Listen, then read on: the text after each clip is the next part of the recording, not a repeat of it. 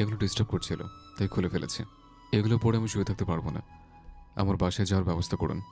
প্রীতম আর প্রেম বিস্ফোরিত চোখে একে অপরের মুখে চাওয়াচাবি করলো। প্রীতমের বিস্ময় কাটার আগেই প্রণয় তাকে ধমক দিয়ে বলল, দেখছিস কি? ধর আমায়, বাড়ি যাব। নার্স ছুটে গেলেন ডাক্তার ডাকতে।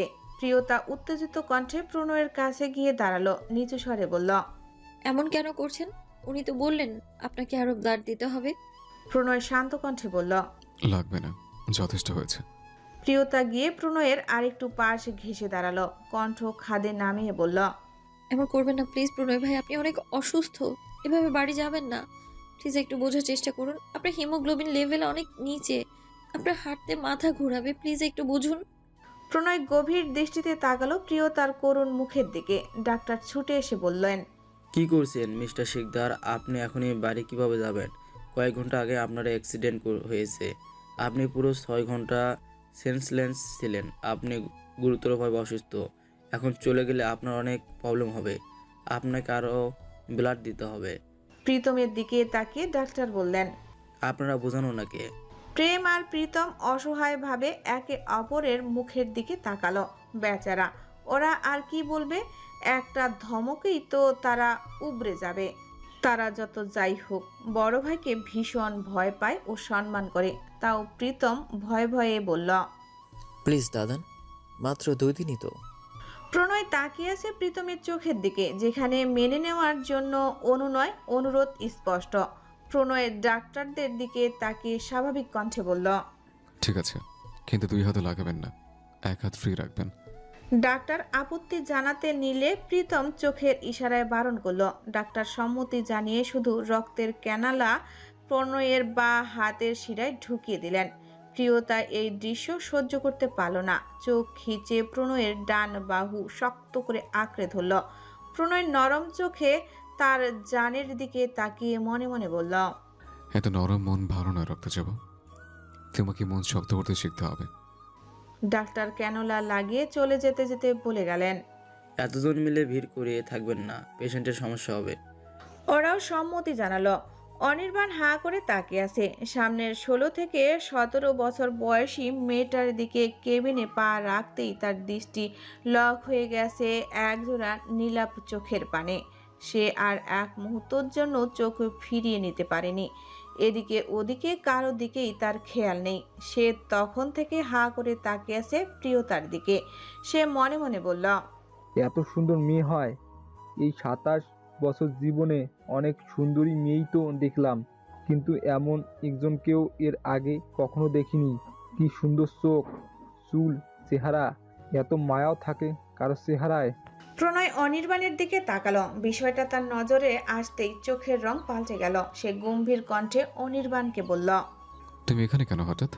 প্রণয়ের গম্ভীর কণ্ঠ কানে আসতেই হকচকিয়ে গেল অনির্বাণ। তড়িৎ গতিতে নিজের দৃষ্টি নামিয়ে নিয়ে প্রত্যুত্তর করল, আমি আপনাকে এখানে নিয়ে এসেছি ভাইয়া। প্রণয় কপাল কুঁচকে ওর দিকে তাকিয়ে আছে। অনির্বাণের দৃষ্টি বারবার ঘুরে ফিরে প্রিয়তার দিকেই যাচ্ছে। তার জানের দিকে বারবার তাকাতে দেখে প্রণয়ের বিশাল মেজাজ খারাপ হলেও সে নিজেকে শান্ত রেখে বলল, thank you Anirban, but I need to take a rest. So ওরা সবাই সম্মতি জানিয়ে বেরিয়ে গেল। প্রিয়তাও বেরিয়ে যেতে নিলে প্রণয় গম্ভীর কণ্ঠে বলল, তুই কোথায় যাচ্ছিস? থেমে গেল প্রিয়তা। প্রণয়ের দিকে ফিরে বলল, বাইরে।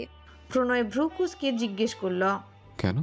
প্রিয়তা স্বাভাবিক কণ্ঠেই জবাব দিল, বাইরে, আপনি না বললেন রেস্ট নেবেন? প্রণয় ওর কথা পাত্তা না দিয়ে গম্ভীর কণ্ঠে বলল। এদিকে আয়। প্রিয়তা অবাক হলো, কিন্তু কিছু না বলে এগিয়ে গেল প্রণয়ের কাছে। প্রণয় আদেশের সুরে বলল, বস। প্রিয়তাও বাড়তি কথা না বলে লক্ষ্মী মেয়ের মতো পাশে বসে পড়ল। প্রণয় আবার বলল, তোকে আমি একদিন বারণ করেছিলাম, বলতো কি বারণ করেছিলাম? প্রিয়তা অবাক চোখে তাকিয়ে ভাবনায় পড়ে গেল। নিচু স্বরে বলল, অনেক কিছুই তো বারণ করেছিলেন, এখন আলাদা করে কোনটা বলবো? প্রণয় কপাল কুঁচকে বলল, গাধা। গাধাকে তোকে সাধে বলি? প্রিয়তা গাল ফুলিয়ে তাকালো। প্রণয় ওর দিকেই তাকিয়েছিল। প্রণয় আবারও বলল, ঝটফট চুলগুলো শক্ত করে বাঁধ। চুল খুলে বেড়াচ্ছিস কেন? তোকে না কতদিন বারণ করেছে চুলগুলো না ঘুরতে? প্রিয়তার খেয়াল হলো সে এক হাঁটু চুল খুলে গত 4 ঘন্টা ধরে ঘুরে বেড়াচ্ছে। সে তড়িঘড়িতে লতানো চুলগুলো গলার কাছ থেকে সরিয়ে হাত পেঁচিয়ে খপা করতে লাগলো। উন্মুক্ত হলো তার ফর্সা গলা, সেখানে চিকন চেনের প্যান্ডেন্ট নিজ দায়িত্বে তার শোভা বৃদ্ধি করছে, যা রূপের আগুনে ঘি ঢালে। প্রণয় মুগ্ধ চোখে প্রিয়তার হাতের চুল পেঁচাতে দেখল। চোখ ঝাঁঝানো রূপের বাহার দেখে মন গেয়ে উঠল। প্রণয়ের রাজ্যের রাজকুমারী, গলায় যন্ত্রহার, দিনে দিনে বাড়ছে তোমার চুলেরই পাহাড়। প্রিয়তা প্রণয়ের দিকে তাকিয়ে বলল। আর কিছু করব? প্রণয় গম্ভীর চোখে তাকালো। ডান হাতে প্রিয়তার বেবি হেয়ারগুলো কানের পেছনে গুজে দিয়ে শান্ত গলায় শাসিয়ে বলল। ও যে লোকটাকে দেখেছিস, দ্বিতীয়বার ওই ছেলেটার চোখের সামনে তোকে যেন পড়তে না দেখি। ওই লোক যতক্ষণ থাকবে তুই আমার চোখের আড়াল হবি না। আর আমার এই কথা যদি একটু অমান্য হয় তাহলে। প্রিয়তা গোল গোল চোখে তাকালো, ঢোক গিলে বলল। না হলে? প্রণয় হেসে প্রিয়তার চোখে চোখ রেখে শান্ত অথচ ভয়ঙ্কর কণ্ঠে বলল। চোখ তুলে ফেলবো। প্রিয়তার চোখ জোড়া বিস্ময়ে বড় বড় হয়ে গেল। অবাক কণ্ঠে জিজ্ঞেস করল। আমার? প্রণয় শুধু হাসলো, মনে মনে বলল। আমার ভালোবাসার দিকে সব সারাদের নজর। ওদের কথা বলার মাঝেই কেউ ঝড়ের বেগে উড়ে এসে প্রণয়ের বুকে ঝাঁপিয়ে পড়ল। হঠাৎ এমন হওয়াতে একটু হকচকিয়ে গেল প্রণয়। কয়েক সেকেন্ড সময় লাগলো কি হচ্ছে বুঝতে। ব্যাপারটা বুঝে আসতেই সে নিজের থেকে সেই অনাকাঙ্ক্ষিত ব্যক্তিকে দূরে সরানোর চেষ্টা করতে লাগলো। প্রহেলিকা প্রণয়ের বুকে মাথা রেখে জোরে কেঁদে উঠল। কাঁদতে কাঁদতে বলল। তুমি ঠিক আছো প্রণয়? বেশি ব্যথা পাওনি তো? এই কান্না দেখলে যে কারোরই মায়া হওয়ার কথা, কিন্তু মায়া হলো না প্রণয়ের। সে শান্ত কণ্ঠে বলল। কি হচ্ছে কি, প্লিজ ছাড়ো। কিন্তু প্রহেলিকা প্রণয়ের কথার তোয়াক্কা না করে আরো শক্ত করে প্রণয়ের পিঠ জড়িয়ে ধরল। কাঁদতে কাঁদতে বলল। আমি অনেক ভয় পেয়ে গেছিলাম জানো, অনেক ভয়। তুমি কেন এত অসাবধান? কেন প্রণয়? তোমার কিছু হয়ে গেলে কি হতো আমার? আমি আমি তো মরে যেতাম। খুব ভালোবাসি তোমাকে প্রণয়, খুব। প্লিজ আমাকে একটু তোমার বুকে মাথা রাখতে দাও, না হলে সত্যি বলছি আমি এখানেই মরে যাব। বলতে বলতে আরো জোরে কেঁদে উঠল প্রহেলিকা। প্রণয় এক হাতে প্রহেলিকাকে সরাতে পারল না। সে করুণ চোখে পাশে চাইল। প্রিয়তার মুখের সব হাসি আনন্দ নিমিষেই মিলিয়ে গেছে। তার 2 হাত মুষ্টিবদ্ধ, নীল চোখ পানিতে টলমল করছে, নাক ফুলছে। সে আর 1 সেকেন্ডও সেখানে বসে থাকতে পারল না। হাতের উল্টো পিঠ দিয়ে চোখ মুছে বাইরের দিকে দৌড় দিল। প্রিয়তার চোখের এই বেদনা অশ্রু দেখে ঝলসে গেল প্রণয়ের বুক। ভীষণ ব্যথা অনুভব হলো হৃদয়ে। সে এবার রেগে গেল। কঠোর কণ্ঠে কাট কাট ভাবে বলল। দম বন্ধ লাগছে আমার, দূরে সরো। কিন্তু প্রহেলিকা সরতে চাইল না। এবার প্রণয়ের ভীষণ রাগ হলো। সে শক্ত করে প্রহেলিকার বাহু ধরে নিজেকে আলাদা করে নিল। প্রহেলিকা করুণ চোখে প্রণয়ের দিকে তাকিয়ে মনে মনে বলল। সব নিষ্ঠুরতা আমার বেলাতেই কেন প্রণয়? কেন তুমি আমার বেলাতেই এত নিষ্ঠুর? কেন আমার কষ্ট তোমার চোখে পড়ে না? আমার জায়গায় প্রিয়তা থাকলে পারতে তাকে দূরে সরিয়ে দিতে, পারতে না বরং তাকে কিভাবে বুকের ভেতরে ঢুকিয়ে ফেলা যায় সেই চিন্তা করতে। তবে কেন প্রণয়? ভালো নাই বাসলে একটু সহানুভূতি কি কাজ করে না? খুব মন খারাপে তোমার বুকে দুদণ্ড মাথা রাখাও কি অধিকার নাই আমার? আমার ভালোবাসা না হয় মানলে না, কিন্তু আমার জন্য কি তোমার মনে একটুও মায়া নেই? একটু খারাপ লাগার অনুভূতিও কি কাজ করে না তোমার? প্রণয় চোখ সরিয়ে পূর্বের ন্যায় বলল। শান্ত হও, ঠিক আছে আমি। প্রহেলিকার দৃষ্টিতে আজ কোনো হিংসা নেই। যা আছে তা কেবলই আক্ষেপ। সবকিছু থাকা সত্ত্বেও তার কিছুই নেই। যে দিন আনে দিন খায় সেও তার চেয়ে ঢের সুখী। জিতে গিয়েও সে আজ হেরে গেছে। নিজের কাজেই মানুষটাকে কেড়ে নিয়েও মনের মালিক সে নয়। রাত 10টা। সাদমান শিকদার আর অনুশ্রী বেগম এসেছে ছেলেকে দেখতে। অনুশ্রী বেগমের প্রেশার ফল করে যাওয়ায় তিনিও একটু অসুস্থ। তিনি ছেলের পাশে গিয়ে বসলেন। সাদমান শিকদারও সামনের টুলে বসলেন। অনুশ্রী বেগমের কলিজাটা খা খা করছে ছেলের এই অবস্থা দেখে। প্রণয় তার প্রথম ছেলে। কত যত্নে তিনি এই ছেলেকে বড় করেছেন সেটা কেবল তিনিই জানেন। সেই ছেলেটাই আজ তার চোখের সামনে একটু একটু করে ভেতর থেকে গুঁড়িয়ে যাচ্ছে, নিঃশেষ হয়ে যাচ্ছে দিনকে দিন। মা হয়ে এটা কিভাবে সহ্য করবেন তিনি? ছেলের মুখের দিকে তাকালে বড় কষ্ট হয় তার, বড় অসহায় লাগে, কিন্তু কিছুই যে করার নেই। তাই তো সব জেনেও না জানার ভান করে ছেলের সামনে। তিনি তো মা, সব ছেলে মেয়েই তার কাছে সমান। কারো ভালোর জন্য তিনি কারো খারাপ চাইতে পারে না। আর বিষয়টা যত দূরে এগিয়ে গেছে সেখান থেকে আর ফিরে আসার কোনো উপায় নেই। কিন্তু মায়ের মন তো ছেলের কষ্ট সইতে পারে না। অনুশ্রী বেগম ছেলের মাথায় হাত বুলিয়ে বললেন। এখন কেমন লাগছে আব্বু?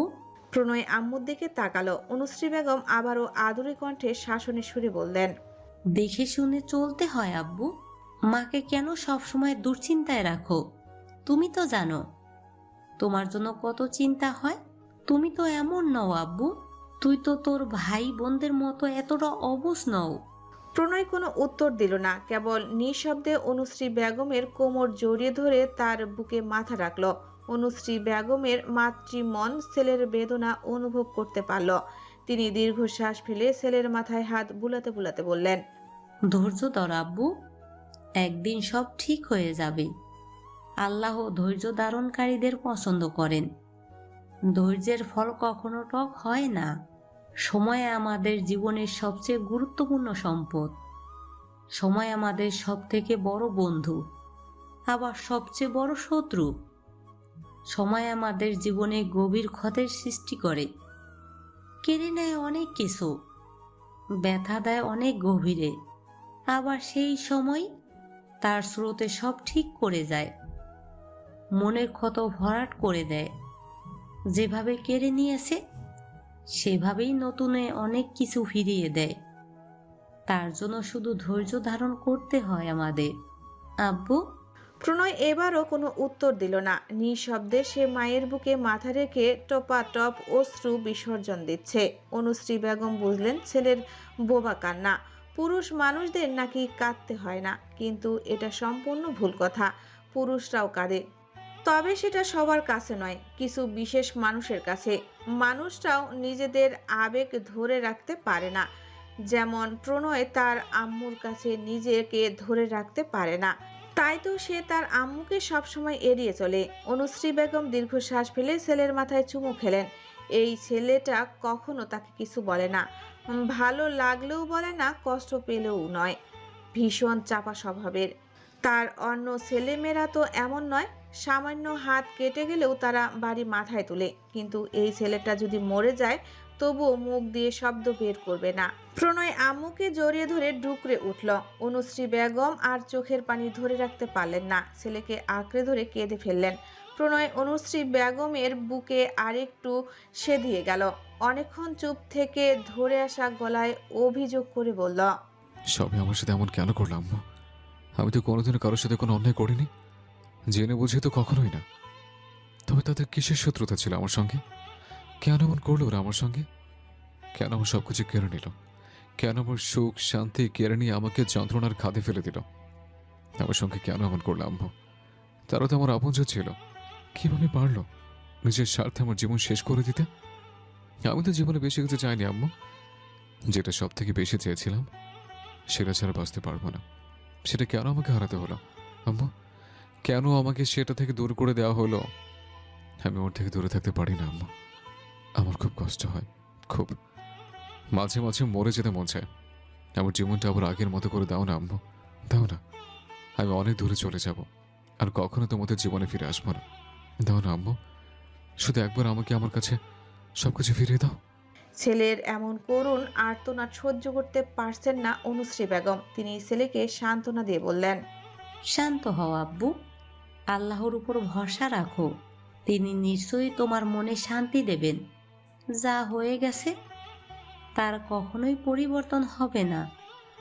আমরা চাইলেও আমাদের অতীত পাল্টাতে পারি না, বা যা ঘটে গেছে তাও পরিবর্তন করতে পারি না। সেটা আমাদের হাতে নেই। আমরা শুধু চেষ্টা করতে পারি বর্তমানে আর ভবিষ্যৎটা যাতে সুন্দর হয়। যাই হোক, যেভাবেই হোক, যাদের কারণে হোক, একবার আমাদের জীবনের মোড় একবার ঘুরে গেলে তার কখনোই আগের পর্যায়ে ফিরে আসে না। মরে গেলেও সেই গল্প বদলে যায় না বাবা। সময় আমাদের জন্য পরিবর্তন হয় না, আমাদেরকেই সময়ের সঙ্গে পরিবর্তন হতে হয়। প্রয়োজনে নিজেকে ভেঙে চুরে হলেও সময়ের সঙ্গে খাপ খাইয়ে নিতে হয়। আমি জানি এটা তোমার জন্য হয়তো অসম্ভব, হয়তো খুব কঠিন, তবু বলবো বাবা, তুমি চেষ্টা করো। সত্যি, এছাড়া আর কোনো রাস্তা নেই। যে মনে আছে সেই বরং মনেই থাকুক, তবে যে ভাগ্যে আছে তাকে মেনে নেওয়ার চেষ্টা করো।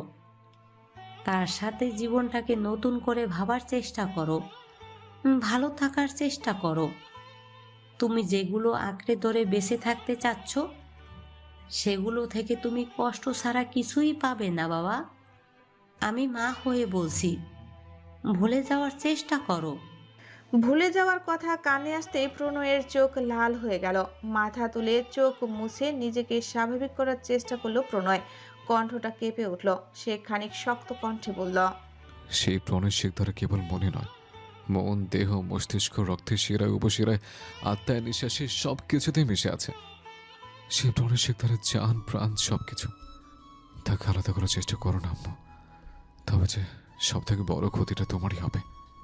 তার আমাকে যত বেশি মানসিক যন্ত্রণা দেয়, আমি ততই নিজের আত্মায় তাকে অনুভব করি।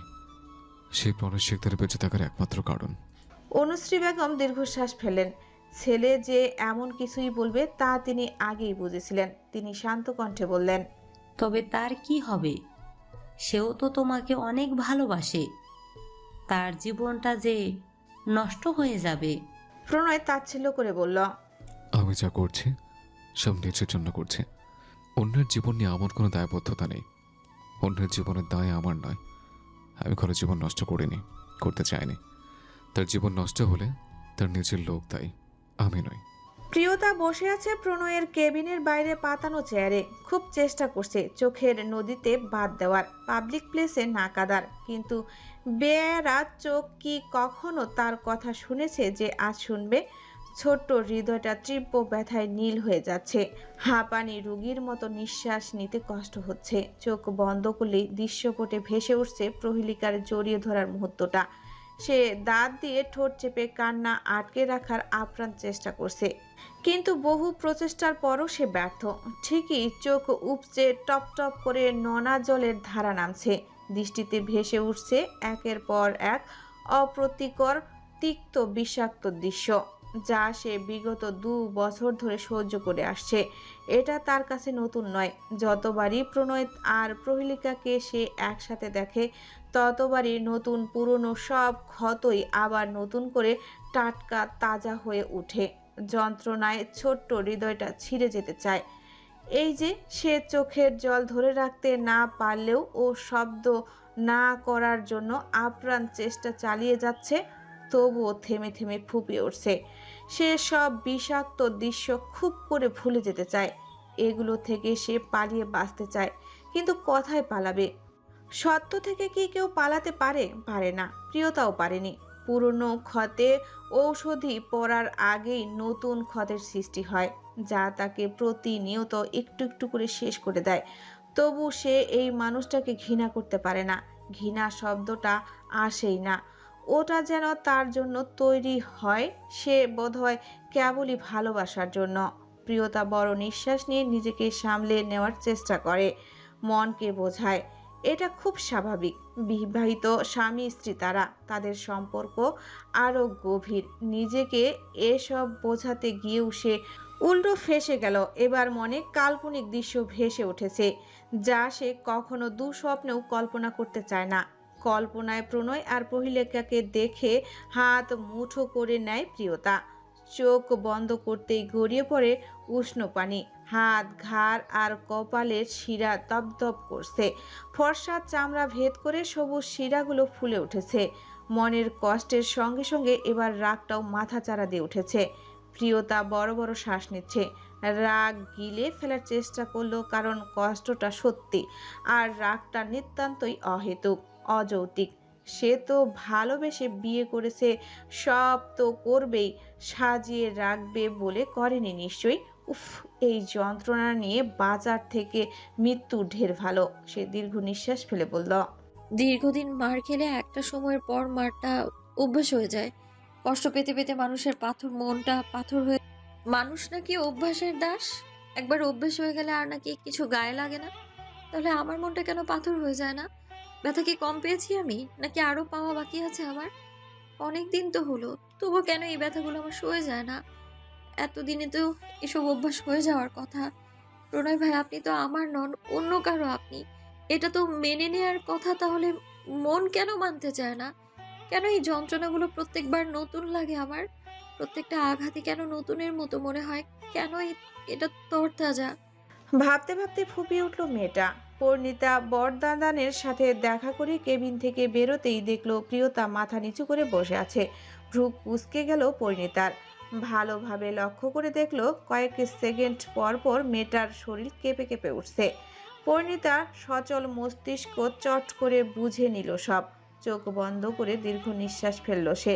ধীর পায়ে এগিয়ে এসে প্রিয়তার পাশের চেয়ারে বসে পড়ল। আশেপাশে তাকিয়ে বাড়ির কাউকে দেখতে পেল না। কোথায় গেল সবাই? সে ব্যথাতুর নয়নে তাকালো পাশের অল্প বয়সী মেয়েটার দিকে। এই মেয়েটাকে দেখলে বড় মায়া হয় পরিণীতার।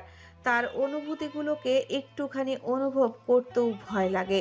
তাহলে যে নিজেকেই ওই জায়গায় বসাতে হবে, কিন্তু নিজেকে সেই জায়গায় দুঃস্বপ্নেও ভাবতে পারে না পরিণীতা।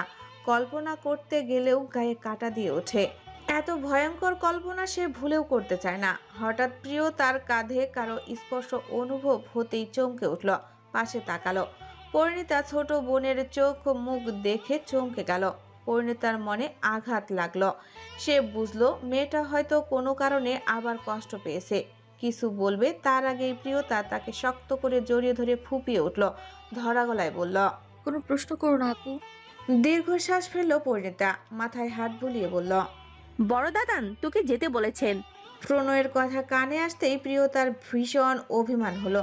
কেন, কিসের জন্য বুঝলাম না, কিন্তু অভিমান হয়েছে। পরিণীতা বলল, যা, তোকে দাদান ডাকছেন। প্রিয়তা নাক টেনে বলল। তুমি যাও আপু। পরিণীতার ভ্রু কুঁচকে গেল। অবাক কণ্ঠে বলল, তুই যাবি না? প্রিয়তার দুপাশে মাথা নাড়ল, যার অর্থ সে যাবে না। পরিণীতার ভ্রু কুঁচকে গেল। সেও দায়সারা ভাবে বলল, ঠিক আছে, আমি তাহলে দাদানকে বলি তুই যাবি না বলেছিস। পরিণীতা দাঁড়িয়ে পড়ল। পরিণীতাকে দাঁড়াতে দেখে প্রিয়তার রক্ত চলকে উঠল। সে তড়িৎ বেগে বলল, যাচ্ছি। পরিণীতা দাঁড়িয়ে রইল, কপালে ভাঁজ ফেলে বলল, তাহলে যা। পরিণীতা ধীর পায়ে এগিয়ে প্রবেশ করলো। পরিণীতা দীর্ঘশ্বাস ফেলে বলল, যার জন্য কষ্ট পাস, রাগ করিস, অভিমান করিস, তাকে দেখলে সেগুলো কেন ধরে রাখতে পারিস না? তাহলে এমন রাগ করিস কেন যা ধরে রাখতে পারিস না?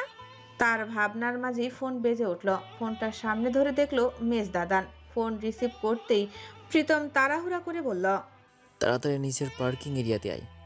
পরিণীতা অবাক কণ্ঠে জিজ্ঞেস করল, কেন দাদান?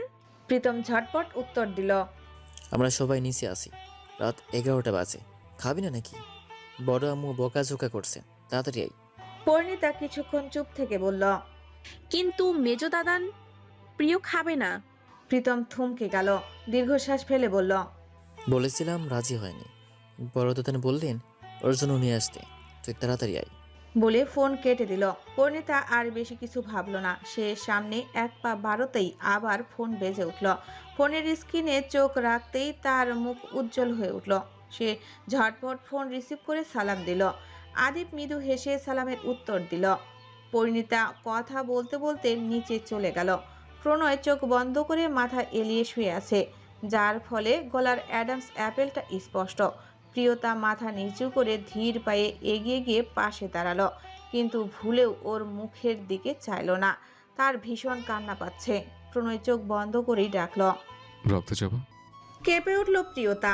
কিছু একটা আছে এই সম্বন্ধনে, যা প্রতিবারই প্রিয়তার ভেতরে ঝড় তুলে দেয়, যা তাকে কখনোই শক্ত থাকতে দেয় না। এই পুরুষ তাকে কোনো দিনও শক্ত থাকতে দেয়নি, দেবেও না।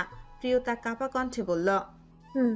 প্রণয় চোখ মেলে গভীর দৃষ্টিতে তাকালো প্রিয়তার মুখের দিকে। প্রিয়তা এখনো মাথা নিচু করে আছে। প্রণয় একটু কঠিন কণ্ঠে বলল, তাকা আমার দিকে। প্রিয়তার কান্না পেয়ে গেল। এই লোকটা এমন করে কেন? কিছুতেই এই লোকের চোখে চাওয়া যাবে না, না হলে সব বুঝে যাবে। আর সে এই লোককে কিছুই বুঝতে দিতে চায় না। এখনো প্রিয়তা মাথা নিচু করে আছে দেখে একটু রেগে গেল প্রণয়। ধমক দিয়ে বলল, লুক অ্যাট মি। এমন ধমকানিতে কেঁপে উঠল প্রিয়তা। বিদ্যুৎ বেগে তাকালো প্রণয়ের চোখে। দৃষ্টিতে দৃষ্টি আটকাতেই মৃদু কম্পন ধরল সর্বাঙ্গে। প্রণয় গভীর চোখে তাকিয়ে আছে প্রিয়তার চোখে। নীল চোখ দুটো লাল। প্রিয়তার ব্যথার গভীরতা অনুভব করে প্রণয়ের হৃদয়ে সেই একই ব্যথায় নীল হয়ে গেল। এটা যে কিরকম বিষাক্ত অনুভূতি সেটা তো গত 24 ঘন্টায় তার খুব ভালো মতোই জানা হয়ে গেছে। শুধুমাত্র কল্পনা করেই তো সে আজ এখানে। তবে তার ছোট্ট পাখিটা না জানি কত কষ্ট পাচ্ছে। প্রিয়তার কষ্টগুলো প্রণয় অন্তর থেকে অনুভব করতে পারছে। এই যন্ত্রণা সহ্য করার মতো না। তবে তার জান কিভাবে সয়ে নিচ্ছে? প্রণয় কোনো প্রশ্ন করলো না, শুধু বলল, এদিকে আয়। প্রিয়তা গেল না, ভ্যাবলার মতো তাকিয়ে রইল। প্রণয় নরম সুরে ডাকলো। আয়। প্রিয়তার কি হলো জানা নেই, সে মন্ত্রমুগ্ধদের মতো এগিয়ে গেল। প্রণয় আদুরে গলায় বলল, বসো। প্রিয়তাও বাধ্য মেয়ের মতো বসে পড়ল। প্রণয় ডান হাত বাড়িয়ে দিয়ে বলল, এখানে মাথা রাখো। প্রিয়তা ব্যথাতুর চোখে তাকালো প্রণয়ের চোখে। ওই চোখের ভাষা না বুঝলেও নিজের জন্য এক আকাশ পরিমাণ মায়া দেখল সে। আর কোনো বাক্য ব্যয় না করে প্রণয়ের ডান বাহুতে মাথা রাখল। পুরুষটা নিষিদ্ধ, অথচ শান্তির সাগর। সে ডান হাতটা শক্ত করে জড়িয়ে ধরল। বাহুতে মাথা রেখে চোখ বন্ধ করে ফুপিয়ে উঠল। যথাসম্ভব শব্দ না করার চেষ্টা করল। প্রিয় পুরুষের দেহের প্রিয় গন্ধটা আবার মস্তিষ্কের নিউরনে বিচরণ করছে, না অন্তরে আগুনে ঘি ঢালছে। অদ্ভুত না? যার জন্য কষ্ট পাই, মরে যেতে ইচ্ছে হয়, তার কাছেই সেই কষ্টকে আহুতি দিতে হয়। তাকেই কষ্ট ভুলতে আঁকড়ে ধরতে হয়। সত্যি কি তাকে আঁকড়ে ধরলেই কষ্ট ভোলা যায়? নাকি তাকে কাছে পেলে সে আমার নয়, সে অন্য কারো, তাকে আমি চিরতরে হারিয়ে ফেলেছি, এই ভাবনা, এই যন্ত্রণা শত গুণ হয়ে আরও তীব্রভাবে হৃদয় ক্ষতবিক্ষত করে। প্রিয়তার হৃদয়ের ব্যথা সেয়ে যাচ্ছে প্রণয়ের মন। ছোট দেহের কাঁপনটা সে খুব ভালো মতোই অনুভব করতে পারছে, যা তার সর্বাঙ্গ জ্বালিয়ে দিচ্ছে। মনে তৈরি হচ্ছে তীব্র অপরাধ বোধের। সে প্রিয়তার চুলে গভীর ভালোবাসার স্পর্শ করে প্রথমবার মতো অনুভব করল, যা হচ্ছে তা মোটেও ঠিক হচ্ছে না। আমাকে যত কষ্ট পেতে হোক না কেন, আমার ভালোবাসাকে মরণ যন্ত্রণা পেতে দেওয়া উচিত নয়। আমার তো হাত পা শক্ত করে বাঁধা। আমি তো চাইলেও বিষাক্ত বন্ধন থেকে কোনোদিন মুক্ত হতে পারবো না। আর না পারবো আমার ভালোবাসাকে কোনোদিন সুস্থ স্বাভাবিক জীবন দিতে। প্রণয় চোখ বন্ধ করে নিয়ে মনে মনে কিছু কঠিন কথা আওড়ালো। আমাকে, আমার ভালোবাসাকে এই অসুস্থ আসক্তি থেকে মুক্তি দিতেই হবে।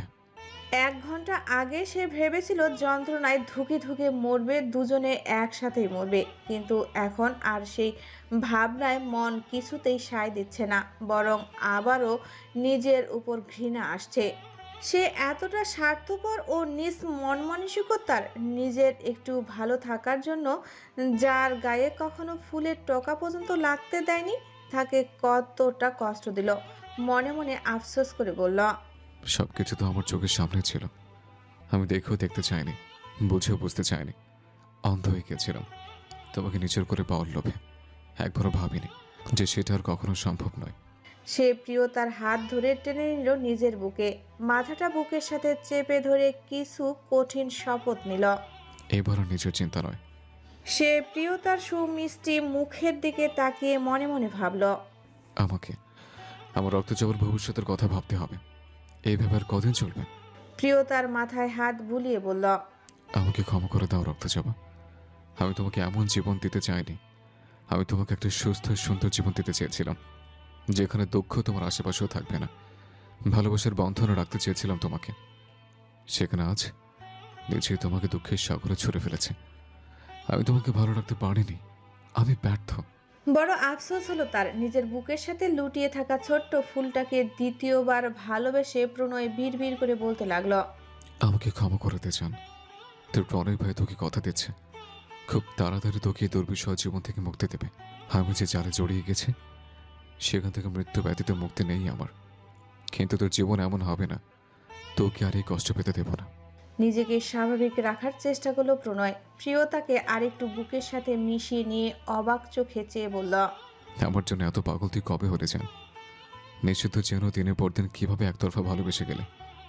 কেন এতটা ভালোবাসলে আমায়?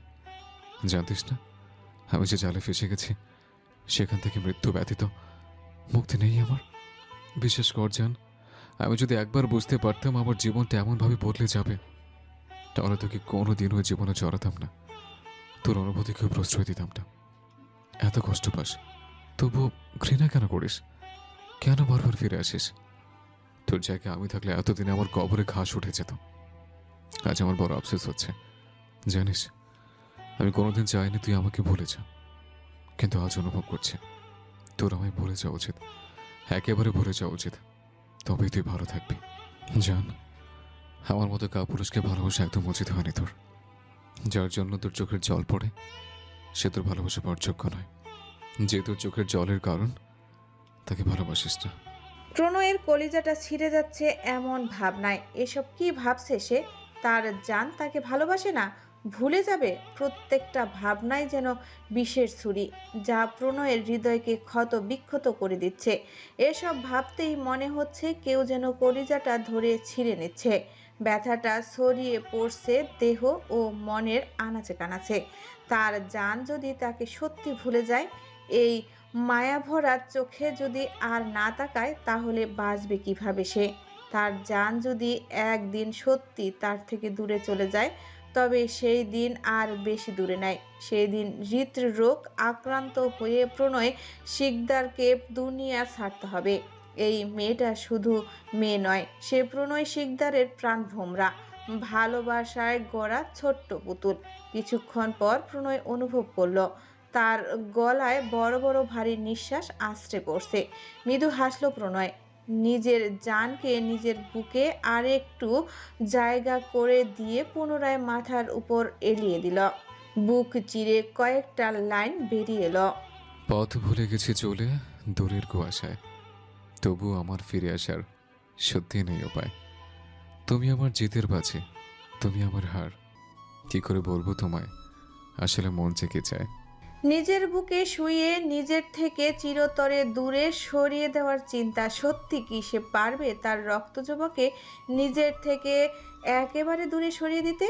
যে একটুখানি চোখের আড়াল হলেই বাঁচা মুশকিল, তাকে না দেখে শুদ্ধের মতোই সুখের সঙ্গে ও প্রণয়ের গভীর শত্রুতা কোনো এক সময় সখ্যতা থাকলেও বর্তমানে তারা দুজনই প্রণয়ের চিরশত্রু।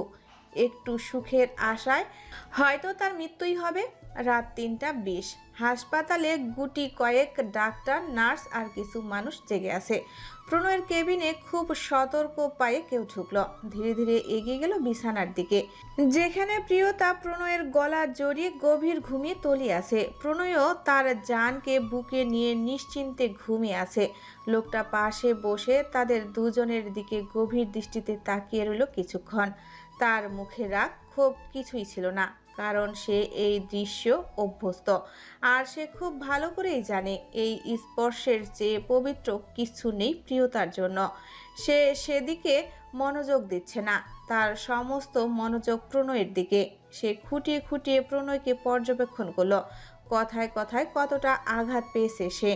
মাথায় ব্যান্ডেজে হাত ছোঁয়াতেই তার চোখে পানি চলে এলো।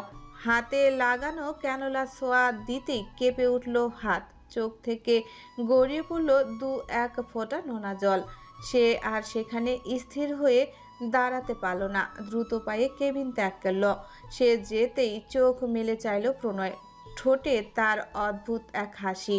সে বুকের দিকে চাইল, যেখানে গুটিসুটি হয়ে বিড়াল ছানার ন্যায় ঘাপটি মেরে ঘুমিয়ে আছে একটা ছোট্ট সত্তা। তার দীঘল কালো কেশরাশি প্রণয়ের সযত্নে তার ডান হাতের পিছিয়ে রেখেছে। হাসল সে। জৈবিক সকল চাহিদা দূরে ছুঁড়ে মেরে আর একটু শক্ত করে নিজের বক্ষে মিশিয়ে নিল কোমল দেহখানা। বড় শান্তি শান্তি লাগছে মনে। কি আছে এই মেয়েটার স্পর্শে যা তার মনকে এতটা প্রশান্তি দেয়? মনে বয়ে চলা যে কোনো ঝড় মুহূর্তেই শান্ত করে দেয়। নিঃসঙ্গ জীবন বছরের পর বছর পার করছে সে শুধুমাত্র এই মেয়েটার দর্শনে। প্রাপ্তবয়স্ক পুরুষ সে, দেহেও মনের সকল চাহিদাই তুঙ্গে। পাশে সুন্দরী নারী থাকা সত্ত্বেও কখনো কিছু করবে এমন চিন্তাধারা দুঃস্বপ্নেও আসেনি কখনো। অন্য কোনো নারীর প্রতি তার সেই টানটাই আসে না, যতটুকু আসলে কিছু হতে পারে। মন যার প্রতি আগ্রহ অনুভব করে না, দেহও তার প্রতি বিন্দুমাত্র আকর্ষণ অনুভব করে না। যতটুকু না করলেই নয়, ততটুকুই করতে গেলেই প্রণয়ের নিঃশ্বাস বন্ধ হয়ে আসে, গা গুলিয়ে ওঠে। ওই আকর্ষণই অনুভব করতে পারে না যে আকর্ষণ সে ওই ষোড়শী নারীর মাঝে অনুভব করে। বড় দায় এই নারী আশেপাশে থাকলে নিজেকে নিয়ন্ত্রণে রাখা। এই নারীর মাথার চুল থেকে শুরু করে পায়ের নখ পর্যন্ত তাকে তীব্রভাবে আকর্ষিত করে। এই নারীর দেহের সেই পরিচিত ঘ্রাণ তার চিন্তা চেতনা নষ্ট করে দেয়, ভেঙে দেয় মনের সকল দ্বিধার দেওয়াল, জীবনের সকল হিসেব নিকেশে তালগোল পাকিয়ে দেয়। এই নারীর নীলাপ অক্ষি যুগল, যা মাদকতায় বিশাল সমুদ্র, যেখানে ডুব দেওয়ার স্বপ্ন তার বহু বছরে ছিল। কিন্তু সেই সকল স্বপ্ন আজ তাসের ঘরের মতো ভেঙে চুরে চুরমার হয়ে গেছে। এই নারীকে আর কখনোই পাওয়া সম্ভব নয়। তবুও যত দিন যায় নিজেকে সামলে নেওয়া ততই মুশকিল হয়ে পড়ে। তাও সে নিজেকে সর্বোচ্চ নিয়ন্ত্রণে রাখার চেষ্টা করে। সে চায় না তার জন্য এই নারীর গায়ে কলঙ্কের একটা বিন্দুও লাগুক। এই নারীর দেহের আকর্ষণের চেয়ে মনের আকর্ষণ হাজার গুণ ভারী। এই নারীকে ভালোবাসতেই পুরো জীবনে একবারের জন্যও তাকে দেহের অনুভব করানোর প্রয়োজন পড়বে না। এই নারীর দর্শনই যথেষ্ট তার সকল উন্মাদনাকে শান্ত করে দিতে। কিন্তু সেই সুখও মনে হয় আর বেশি দিন স্থায়ী হবে না। সে আর কিছুতেই পারবে না তার শান্তির জন্য তার রক্তজবাকে এতটুকু কষ্ট দিতে। ব্যাস, আর কয়েকটা দিনের অপেক্ষা, তারপর প্রণয় শিকদার। সে চোখ বন্ধ করে নিল, অনেকক্ষণ ভেবে চিন্তে একটা কঠিন সিদ্ধান্ত নিল। অন্তরটা জ্বলে পুড়ে যাচ্ছে, মন কিছুতেই মস্তিষ্কের সাথে একমত নয়। তবুও সে নিজের সিদ্ধান্তে অনড়। বন্ধ চোখের কণা বেয়ে গড়িয়ে পড়তে লাগলো তরল জলের ধারা। চোখ বন্ধ রেখেই বিড়বিড় করে কয়েকটা কথা বলল। আমি জানি তুই অনেক অন্যায় করেছিস, যেগুলো ক্ষমা হয় না। আমার সব কিছু কেড়ে নিয়েছিস, আমার সব থেকে কাছের। তুই আমাকে জীবনের সব থেকে বড় আঘাত দিয়েছিস, আমার বেঁচে থাকার কারণ বিলুপ্ত করেছিস। তবু আমি তোকে কখনো ঘৃণা করিনি। তবে এটাও সত্যি, তোর প্রতি অনেক রাগ জমেছিল, তোকে ক্ষমা করতে পারিনি।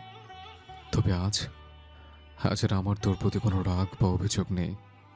আমার যা হারিয়ে যাওয়ার তা তো হারিয়ে গেছে, আমি তোর তা কখনো ফিরে পাবো না। তাহলে শুধু শুধু তোকে দায়ী করে কি লাভ? এটাও তো সত্যি, তুই এসবের জন্য আসলে অপরাধী না। তুইও ষড়যন্ত্রের শিকার আমার মতোই, তুইও ফেসে গেছিস। তাই তোকে শুধু শুধু আর দোষ দিয়ে লাভ নেই। যে আমার ভাগ্যে নেই, আমি তাকে যতই আঁকড়ে ধরবো সে ততই ছটফটিয়ে মরতে থাকবে, যা আমি সহ্য করতে পারবো না। তাই তোকে ক্ষমা করে দিলাম।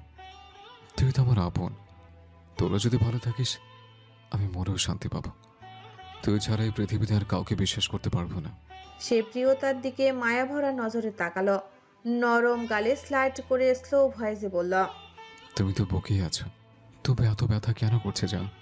প্লিজ একটু শান্ত করে দাও না আমায়, অনেক কষ্ট হচ্ছে আমার। ঠোঁটের কোণায় যন্ত্রণাময় হাসিটা তখনও বিদ্যমান। সে হাসিটা ধরে রেখেই পুনরায় চোখ বন্ধ করে বলল, ভাবিস না তোর প্রতি দয়ামে উঠলে উঠছে, তাই তোকে ক্ষমা করে দিয়েছে। তোকে ক্ষমা করে দিয়েছে কারণ এছাড়া আমার কাছে আর দ্বিতীয় কোনো উপায় নেই, তাই হার মেনে নিলাম। এর জন্য আবার এটা ভাবিস না প্রণয় শিকদার তোর কাছে হেরে গেছে। সে ভারী নিঃশ্বাস ফেলে আবারও প্রিয়তার নিষ্পাপ মুখের দিকে তাকালো, কপালে গাঢ় চুম্বন এঁকে ক্ষীণ কণ্ঠে বলল, প্রণয় শিকদার হেরে গেছে নিজের হৃদয়ের কাছে, তার রক্ত জবার ভালোবাসার কাছে। এই সকল অসুস্থ দ্বন্দ্বের মাঝে কষ্ট পাচ্ছে আমার রক্ত জবা। তাই এসব করে আমি আর আমার জানকে কষ্ট দিতে চাই না। তাই আজ সব দ্বন্দ্বের ইতি টানলাম, সব শত্রুতা শেষ করে দিলাম। সে দু একটা বড় নিঃশ্বাস নিয়ে প্রিয়তার নরম ঠোঁটে হাত ছুঁয়ে ভেজা কণ্ঠে বলল, আমি ক্ষমা করে দিই জান পাখি। আমি পারিনি দুনিয়ার সঙ্গে লড়ে তোকে আমার করে রাখতে। তাহলে যে তোর অনেক কষ্ট হবে, তোর জীবনটা নষ্ট হয়ে যাবে। সবাই তোর কাছ থেকে ভালোবাসার অধিকার কেড়ে নিয়েছে। আমিও পারিনি তোকে তোর অধিকার দিতে। আমি ব্যর্থ, আমি কাপুরুষ। আমার জন্য আজ তুই এত কষ্ট পাচ্ছিস। তবে একদম চিন্তা করিস না, তোকে এই যন্ত্রণাময় শিকল আর বেঁধে রাখবো না। তোকে আর এই বিষাক্ত কাটে বিদ্ধ হতে দেব না। খুব তাড়াতাড়ি এইসব কিছুর থেকে মুক্তি হবে, তুই জান। এই সব কথা বলতে বলতেই প্রণয়ের কণ্ঠনালী কেঁপে উঠল।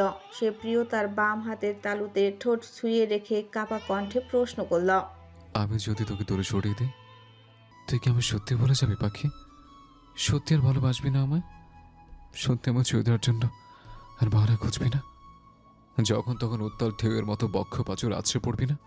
হে পাখি, বল না, সত্যি কি তুই আমি ভুলে অন্যজনকে আপন করে নিবি?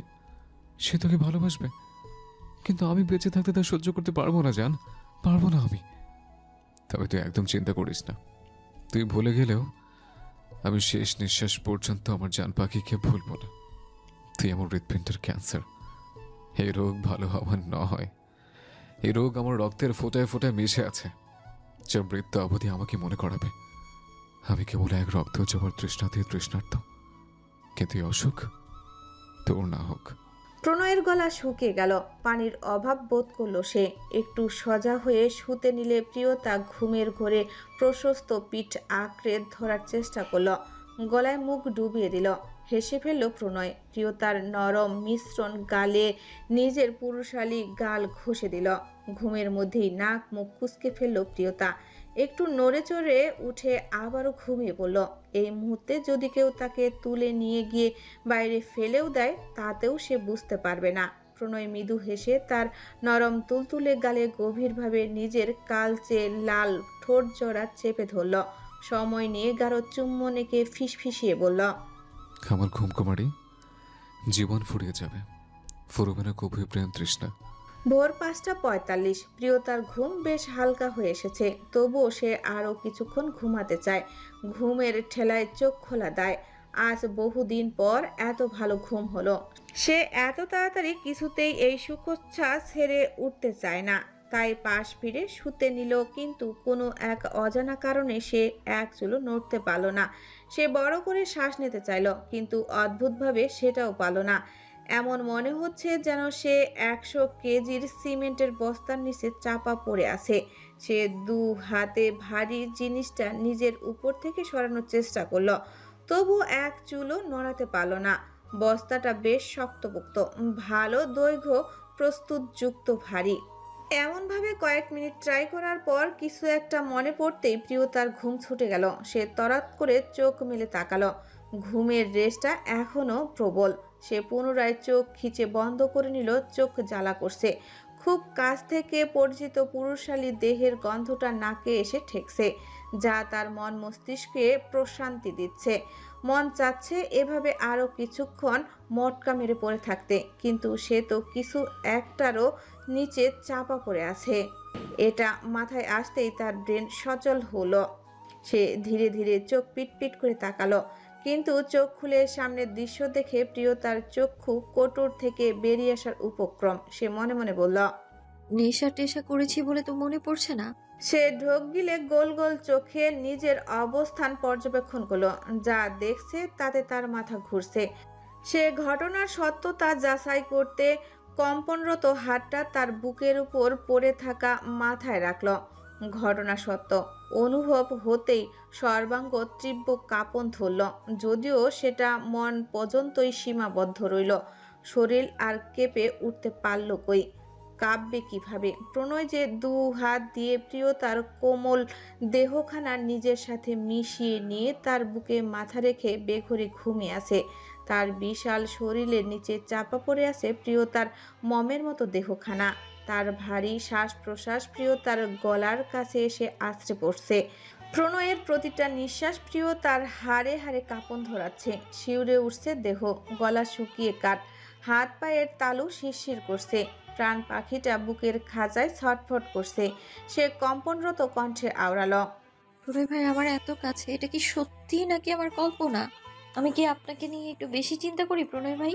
সে পুনরায় যাচাই করার জন্য উঠে বসতে চাইল, কিন্তু পুনরায় পুরুষালী শক্তির কাছে পরাস্ত হলো। এবার সে নিশ্চিত। সে কাল রাতের ঘটনাগুলো স্মরণ করার চেষ্টা করলো। কখন ঘুমিয়েছে, কিভাবে ঘুমিয়েছে, সে মনে মনে বলল। তবে কি আমি সারা রাত প্রণয় ভাইয়ের সাথে ঘুমিয়েছি এভাবে ধরে? এসব ভাবনাতেই প্রিয়তার হৃৎপিণ্ড তীব্র বেগে ধুকপুক করতে শুরু করলো। লজ্জায় দু গাল রক্তিম হয়ে গেল। বিষয়টা চিন্তার। সে লজ্জা পেতে চায় না, তবুও কথা থেকে লজ্জারা তার খানদান নিয়ে এসে প্রিয়তার উপর ভর করছে। প্রিয়তার লজ্জা শরম পাশে রেখে পূর্ণ দৃষ্টিতে তাকালো প্রণয়ের দিকে। প্রণয় দু হাতে প্রিয়তার পেট জড়িয়ে ধরে বুকে মাথা রেখে প্রগাঢ় ঘুমে আচ্ছন্ন। সিল্কি চুলগুলোর কয়েকটা আলগোছে কপালের সামনে পড়ে আছে। খাড়া নাক, কালচে লাল ঠোঁট, ধারালো চোয়াল, ফর্সা গালে হালকা হালকা খোঁচা খোঁচা দাড়ি। সবচেয়ে বেশি নজর কাটছে কালচে লাল ঠোঁট জোড়া। প্রিয়তা কিছুক্ষণ গবেষণা করে আবিষ্কার করলো, এই ঠোঁট আগে খয়েরি লাল ছিল, এখন কালচে লাল হয়েছে, যা পূর্বের চেয়েও বেশি ম্যানলি ও আকর্ষণীয়। অজান্তেই প্রিয়তার হাত চলে গেল প্রণয়ের ঠোঁটে। সে ঠোঁট দুটো ভালো মতো দেখে বলল। আপনি কি সিগারেট খান প্রণয় ভাই? প্রণয়ের কপালে পড়ে থাকা চুলগুলো ফ্যানের বাতাসে একটু পরপর উঠছে। প্রিয়তা জিভ দিয়ে ঠোঁট ভিজিয়ে নিল। তার ভীষণ ইচ্ছা হলো কপালে একটু ঠোঁট ছুঁয়ে দিতে। একটু ছুঁয়ে দিলে কি খুব বেশি পাপ হবে? সে তাচ্ছিলের হাসি হেসে মনে মনে বলল। আমি যে লেভেলের পাপী, নিঃসন্দেহে আমি মরলে জাহান্নামেই যাব। পাপের তো আর কিছু বাকি নেই। এই পাপের কারণ যদি হয় তোমাকে ভালোবাসা, তবে এই পাপ আমি শতবার করতে রাজি আছি। লোকে বলে কিছুর উপর বেশি মায়া করা ঠিক না, বেশি ভালোবাসা ঠিক না, কোনো কিছু বেশি চাওয়া ঠিক না। তাহলে তোমাকে আজীবন এই মানুষটাকে ছাড়াই মৃত্যুতুল্য জীবন কাটাতে হবে। তাকে তোমার জন্য চিরতরে নিষিদ্ধ করে দেওয়া হবে। তার জন্য প্রতি মুহূর্তে ছটফট করবে, কিন্তু তাকে তুমি পাবে না। যেমন আমার জন্য আপনি। আমি একটু বেশি লোভ করে ফেলেছিলাম বোধহয়, তাই বুঝি এমন হলো। আপনি আমার জন্য চিরতরে নিষিদ্ধ হয়ে গেলেন। আমার জন্য আপনি নিষিদ্ধ, আপনার স্পর্শ নিষিদ্ধ, আপনাকে ভালোবাসা নিষিদ্ধ, আপনাকে ভালোবাসাময় দৃষ্টিতে দেখাও পাপ। তবুও আপনি আমার আসক্তি, তীব্র আসক্তি। You are my obsession. I am deadly obsessed with you. এর জন্য আমি জাহান্নামী হতেও রাজি আছি। আমি আপনাকে না পাই, কিন্তু ভালোবাসা ছাড়তে পারবো না। ভালো তো আমি বাসবই। দীর্ঘ নিঃশ্বাস ফেলল প্রিয়তা। নরম হাতখানা প্রণয়ের সিল্কি চুলের ভাঁজে রেখে কান্না মিশ্রিত কণ্ঠে বলল। কেন এমন হয় প্রণয় ভাই? জীবনের সবচেয়ে পছন্দের জিনিসগুলোই হয়তো অবৈধ, নয়তো নিষিদ্ধ, হয়তো বা অনেক দামি, নয়তো অন্য কারো। কি এমন ক্ষতি হতো যদি আপনি আমার হতেন? আমি আপনার পায়ের কাছে পড়ে থাকতাম, আপনার দাসী হয়ে থাকতাম। আমি আপনার সব কথা শুনতাম, বিনিময়ে আপনি শুধু একটু ভালোবাসতেন। মাঝে মাঝে ভীষণ রাগ হয় মানুষের উপর, জানেন? সবাই ফ্রিতে একটাই উপদেশ দেয়, আপনাকে ভুলে যেতে। ওরা কেন বোঝে না পৃথিবীর কোনো শক্তি দ্বারা আমি আপনাকে ভুলতে পারবো না। আপনার প্রেম আমার জন্য এক ভয়ানক রোগ, ক্যান্সারের চেয়েও ভয়ানক। যত সময় যাবে অসুস্থতা বাড়তেই থাকবে, রোগ বাড়তেই থাকবে, শরীর খারাপ হতেই থাকবে, আমিও অসুস্থ হতেই থাকবো, কিন্তু মৃত্যু আমার হবে না। আপনি আমার জন্য মরীচিকা। আপনাকে একটু ছুঁয়ে দেয়া আমার জীবনের সবচেয়ে বড় প্রাপ্তি। আমার জীবনে যেহেতু পাপের আর কিছু বাকি নেই, তবে আর একটু বেশিই না হয় করলাম, হতে কি? আমি তো এমনিতেই পাপী, অমনিতেই পাপী, তাই একটু ছুঁয়ে দিই আমি আপনাকে। এই বলে প্রিয়তা প্রণয়ের ডান গালে হাত রাখলো। বাম গালে সময় নিয়ে কোমল পদ্ম লাল ঠোঁট জোড়া ছুঁয়ে দিল। অন্য গালে নাক ঘষে মায়াময় কণ্ঠে বলল। ভালোবাসি। অতঃপর প্রণয়ের কপালের উপর পড়ে থাকা এলোমেলো চুলগুলো গুছিয়ে দিয়ে কপালে গভীর চুম্বন করল। তারপর ধীরে ধীরে বলল। বিষ জেনেও পান করি তোমায়, পাপ জেনেও ভালোবাসি তোমায়। এই পাপে যদিও বা হয় মৃত্যুদণ্ড, তবে তা কোনো প্রতিবাদ ছাড়াই মাথা পেতে নেব। আমি এক কৃষ্ণার্ত পথিক, যার শুধু তোমাকেই চাই। প্রণয়ের গলার অ্যাডামস অ্যাপেল নড়ে উঠল, কিন্তু প্রিয়তা সেটা লক্ষ্য করল না। সে ধীরে ধীরে প্রণয়ের হাতটা নিজের কোমরের ভাঁজ থেকে ছাড়িয়ে নিল। অতঃপর ধীরে ধীরে প্রণয়ের থেকে ছাড়িয়ে নিল নিজেকে। প্রণয়ের মাথাটা কুশনের উপর ভালো মতে রেখে উঠে দাঁড়ালো। কিছু একটা মনে হতেই চুড়িদারের গলার কাজটা নাকে নিয়ে গেল। সারা শরীর থেকে ম্যানলি ঘ্রাণটা তীব্রভাবে নাকে লাগছে। সে হালকা হাসলো, আশেপাশে নিজের অন্যটা খুঁজলো, কিন্তু কোথাও দেখতে পেল না। অনেক খোঁজাখুঁজির পর অন্যটা বিছানার নিচ থেকে উদ্ধার করলো। দীর্ঘ নিঃশ্বাস ফেলে অন্যটা তুলে গায়ে জড়িয়ে নিল। হাঁটু অব্দি চুলগুলো হাতে পেঁচাতে পেঁচাতে কেবিন থেকে বেরিয়ে গেল। প্রিয়তা যেতেই চোখ মেলে তাকালো প্রণয়। সে ব্যথাতুর দৃষ্টিতে প্রিয়তার গমন পথের দিকে চেয়ে ধরা গলায় বলল, এইভাবে আমাকে দুর্বল করো না চান, তাহলে আমি যে আরো দুর্বল হয়ে পড়বো। আরো বেশি লোভ হবে তোমাকে পাওয়ার, আর তখন নিজের মনকে আর কিছুতে রাজি করাতে পারবো না পাখি। সে যে বড় ব্যাকুল ভাবে অনুরোধ করছে তোমাকে কাছে রাখতে। আমাকে এভাবে শেষ করে দিও না জান, নিজেকে ধরে রাখতে পারবো না আর। তোকে নিয়ে পালিয়ে যাওয়ার মতো কোনো জায়গা নেই এই খোদার দুনিয়ায়। তাই আমাকে এত দুর্বল করে দিস না জান পাখি। যতটা দুর্বল হলে আমি তোর সামনে নিজেকে শক্ত দেখাতে পারবো না। তুই এমন করলে আমি আর কোনোভাবেই সঠিক সিদ্ধান্তটা নিতে পারবো না, যেটা নেওয়া খুব দরকার। তোকে তো একটা সুন্দর জীবন দিতে হবে। তুই শুধু আমার ভালোবাসা না, তুই আমার সবচেয়ে বড় দায়িত্ব। একটি অন্ধকার ঘর, চারিদিকে ঘন গুমট আবহাওয়া। ঘরের ঠিক মাঝখানে একজন লোককে শক্ত করে চেয়ারের সঙ্গে হাত পা বেঁধে ফেলে রাখা হয়েছে। লোকটার মাথার উপরে ঝুলছে একটা টিমটিমে হলুদ বাল্ব, যার স্লান আলো তীব্র অন্ধকার দূর করতে না পারলেও কিছুটা জায়গা আলোকিত করে রেখেছে। ঘরের চার কোণে কালো পোশাক পরিহিত চারজন বলিষ্ঠ দেহের ব্যক্তি রাইফেল হাতে প্রফেশনাল স্টাইলে দাঁড়িয়ে আছে, যেন তাদের বস আদেশ না দেওয়া পর্যন্ত তারা নিঃশ্বাসও নেবে না। অন্ধকার ঘর জুড়ে পিনপতন নীরবতা। শুধু আটককৃত ব্যক্তির গঙ্গানোর শব্দ আশপাশে প্রতিধ্বনিত হচ্ছে। তার মধ্যেই হঠাৎ ঘরের দরজা খুলে গেল। চেয়ারে বাঁধা লোকটা আতঙ্কিত চোখে সামনে তাকালো। দরজা দিয়ে বেশ আকর্ষণীয় ভঙ্গিতে একজন বলিষ্ঠ দেহের সুদর্শন যুবক ঘরে প্রবেশ করল। চোখ মুখ ভয়ঙ্কর, অথচ ঠোঁটে ঝুলছে বাঁকা হাসি, যা মুহূর্তেই যে কোনো শত্রুর বুকের রক্ত জমিয়ে দিতে সক্ষম। সে রাজকীয় ভঙ্গিতে পায়ের উপর পা তুলে বসলো লোকটার সামনে। লোকটার মুখ লাল কাপড় দিয়ে বাঁধা বিধায় সে কোনো শব্দ করতে পারছে না। তার মুখ দিয়ে কেবল হু হু করে শব্দ বেরোচ্ছে, যা দেখে সামনের যুবকটা ঠোঁট বাঁকিয়ে হেসে শান্ত ভঙ্গিতে বলল, কেমন লাগছে আমার জামাই আদর? বাঁধা লোকটা শুধু ফেল ফেলে তার দিকে তাকিয়ে আছে, হয়তো কিছু বলতে চায়, কিন্তু তা হয়তো সামনের ব্যক্তি শুনতে ইন্টারেস্ট না। সে আবারও বাঁকা হেসে বলল, আজকে আপনাকে এমন জামাই আদর করবো যার গল্প আপনি নরকেও করবেন। ডক্টর আবদ্ধ চৌধুরী শুদ্ধ যা করে তার সবই স্মরণীয় করে রাখে। লোকটার চোখে ভয় উপচে পড়ছে, যা দেখে শুদ্ধ বেশ মজা পেল। রসিয়ে বলল, তাহলে বলুন, আপনার প্ল্যান সি তো পুরোপুরি মুখ থুবড়ে পড়লো। এবার কি করবেন? এবার কে আপনাকে বাঁচাবে? আমি আবার ভদ্রলোকের এক কথা, যা বলি তাই করি। শুদ্ধের চোখ মুখ হিংস্রতায় চকচক করে উঠল। সে হঠাৎ চেয়ার ছেড়ে উঠে দাঁড়িয়ে সামনে থাকা লোকটাকে থাবা মেরে ধরল। ভয়ঙ্কর ভঙ্গিতে বলল, শেষবার আল্লাহর নাম স্মরণ করে নিই। বলেই সজোরে বুক বরাবর লাথি মারল। হিংস্র সিংহের ন্যায় গর্জে উঠল। লোকটার চুলের মুঠি ধরে মুখের কাছে ঝুঁকে গিয়ে রক্ত লাল চোখে তাকিয়ে বলল, তোকে আমি ওয়ার্ন করেছিলাম আমার বন্ধুর থেকে দূরে থাকতে। তোকে আমি বলেছিলাম সাপের লেজে পা দিবি না। বাঁধা লোকটা অসহায় চোখে তাকালো। শুদ্ধের সুদর্শন চেহারা বিবর্ষ, ভয়ঙ্কর খুনের নেশা মাথায় চেপে বসেছে। তার শরীরের প্রতিটি রক্তকণিকা তীব্র ক্রোধে ফেটে পড়ছে। সে নিজের সাদা শার্টের হাতা গোটাতে গোটাতে বলল, আমার বন্ধুর গাড়ির ব্রেক তুই ফেল করিয়েছিলি ঠিক?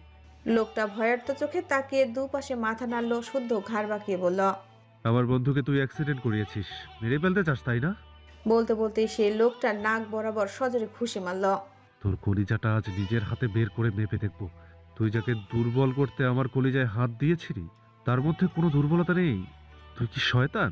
তুই যার পেছনে পড়েছিস সে তোদের গোটা শয়তান খানদানের বাপ।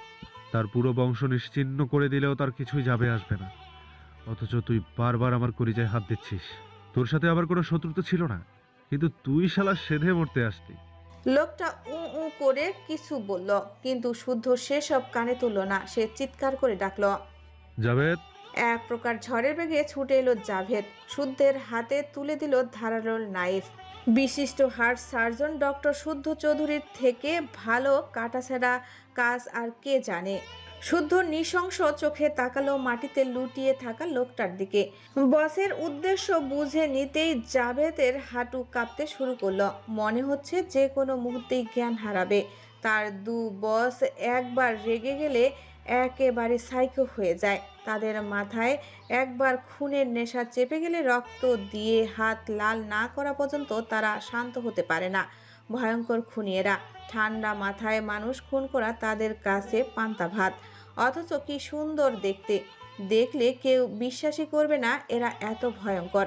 নিজের ভবিষ্যতের কথা ভাবতেই জাভেদের প্যানিক অ্যাটাক আসছে। যেদিন প্রণয় স্যার তার আসল সত্যিটা জানবে সেদিন ওর অবস্থা কেমন হবে ভাবলেই জাভেদের নিজের মাথায় বাড়ি মেরে কোমায় চলে যেতে ইচ্ছা হয়। শুদ্ধ লোকটার চুলগুলো ঠিক করে দিয়ে রহস্যময় ভঙ্গিতে ডোন্ট ওয়ারি ডার্লিং, তুই এত সহজে মরবি না। পাক্কা 10 মিনিট কলিজা ছাড়া বাঁচবি। বলতে বলতেই সজোরে কোপ বসালো লোকটার বুকে। লোকটার গগনবিদারী চিৎকার বদ্ধ ঘরের দেওয়ালে বাড়ি খেতে লাগলো। রক্তের পিচকারির 10 হাত দূরে গিয়ে পড়ল। সাথে সাথেই জাবেদও চিৎকার দিয়ে জ্ঞান হারিয়ে মাটিতে লুটিয়ে পড়ল। শিকদার বাড়ির প্রায় সকলেই বাড়ি ফিরে গেছেন। অনুশ্রী বেগম থাকতে চেয়েছিলেন, কিন্তু তিনিও অসুস্থ ছিলেন বিধায় জোর করেই তাকে বাড়ি নিয়ে যাওয়া হয়েছে। হাসপাতালে বর্তমানে প্রীতম, প্রণয় আর প্রিয়তা ছাড়া তেমন কেউ নেই। অনেকেই প্রিয়তাকে বাড়ি ফিরে যেতে বলেছে, কিন্তু প্রিয়তা রাজি হয়নি। তার একটাই কথা, প্রণয় ভাইকে সঙ্গে নিয়ে সে যাবে। অন্যরা আর তেমন কিছু বলেনি। তবে প্রণয়ের সঙ্গে দেখা করে প্রহেলিকা কাল যেই বেরিয়ে গেছে, তারপর আর একবারের জন্য হাসপাতালে আসেনি। কোথায় গেছে, কি করছে কেউ জানে না, বা কেউ খেয়াল করার অবস্থায় নেই। প্রিয়তার মুডটা আজ আবার অনেক ফ্রেশ লাগছে। গতকাল রাতের ঘটনা সে প্রায় ভুলেই গেছে। ওর সঙ্গে এমনটাই হয়, ও বেশিক্ষণ পেটে কিছু ধরে রাখতে পারে না। আর মামলাটা যখন প্রণয় ভাইয়ের হয়, তখন প্রণয় ভাইয়ের সামান্য কিছু আদরের বাক্যের যথেষ্ট তার মনের সকল বরফ গলিয়ে দিতে। সে প্রণয় ভাইয়ের উপর বেশিক্ষণ রেগে থাকতেই পারে না। যাই হোক, সে প্রণয়ের সামনে টুলে বসে খুশি মেজাজে প্রণয়ের ফোনে ক্যান্ডি ক্রাশ গেম খেলছে। ডাক্তার আবার প্রণয়ের হাতে তৃতীয়বার ব্লাডের ক্যানোলা গুজে দিয়ে গেছেন। প্রণয় ওর দিকে পাক্কা 10 মিনিট ধরে ভ্রু কুচকে তাকিয়ে আছে, কিন্তু সেসবের কোনো হেলদোল নেই প্রিয়তার।